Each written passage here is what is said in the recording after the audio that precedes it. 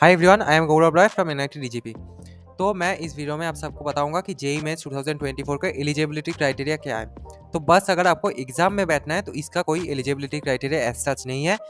बस आप अपना क्लास 12 एग्जाम पास होना चाहिए, कोई क्राइटेरिया नहीं है। 75% क्राइटेरिया इस रिगार्डिंग में नहीं है अगर आप जेईई मेंस पे बैठना चाहते हैं बस। सो जेईई मेंस पे बैठने के लिए आप आइदर 2022 या फिर 23 में पास होना चाहिए, और नहीं तो आप अपीयरिंग होना चाहिए इन 2024। कोई एज लिमिट भी नहीं है एग्जाम में बैठने के लिए। सो ये रहा जेईई मेंस में बैठने का एलिजिबिलिटी क्राइटेरिया। अब मैं बताऊंगा कि admission in NITs and IITs का क्या क्राइटेरिया है।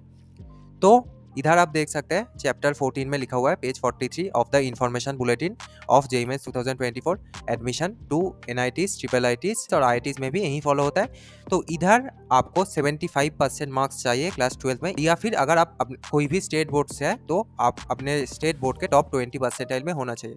जैसे इधर लिखा हुआ है, you must have at least 75% marks in the class 12th examination or be in the top 20 percentile of the class 12th examination conducted by the respective boards।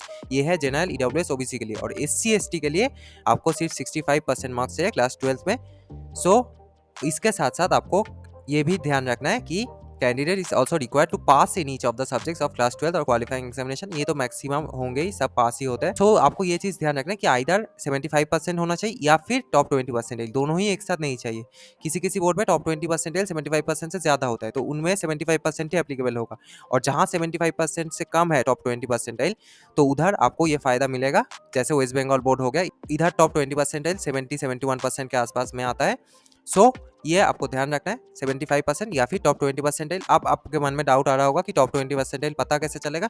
तो ये आइदर आपके रिजल्ट में लिखा हुआ होगा या फिर एक पीडीएफ है जहाँ पे लिखा हुआ है 21, 22 और 23 का टॉप 20 परसेंटेज।